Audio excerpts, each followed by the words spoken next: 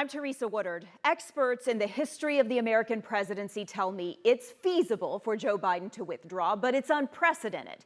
And this late in the game, it would be difficult. It really is extremely difficult to boot him from the ticket without his consent.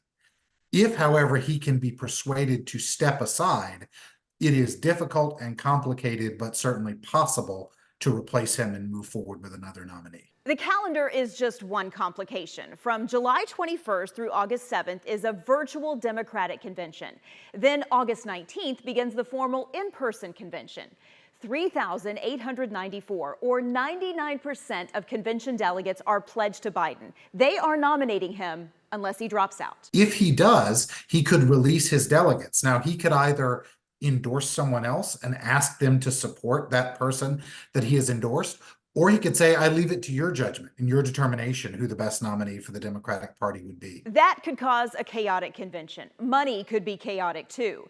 The Biden-Harris campaign brought in $127 million in June alone, their biggest month so far. They even outraised Donald Trump in June. What happens to all their cash if Biden is no longer a candidate? Money that has been contributed thus far has technically been contributed to the Biden-Harris reelection campaign. If Kamala Harris remains on the ticket as either the presidential or the vice presidential nominee, the ticket can continue to spend the money basically seamlessly. If Kamala Harris is not on the ticket in either spot, then they've got a mess.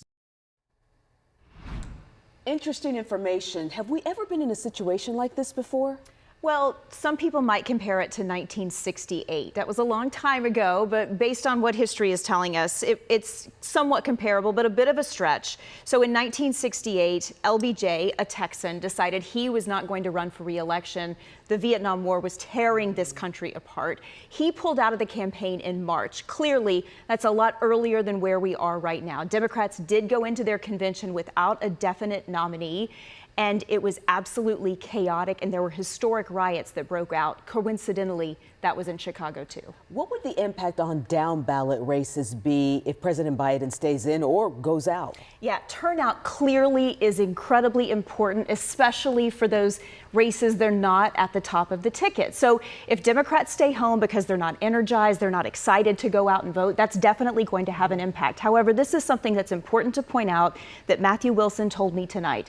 He said Donald Trump is polarizing. There are Democrats who will go and vote just to vote against him, no matter who is at the top of that ticket. Great information. Thank you, Teresa.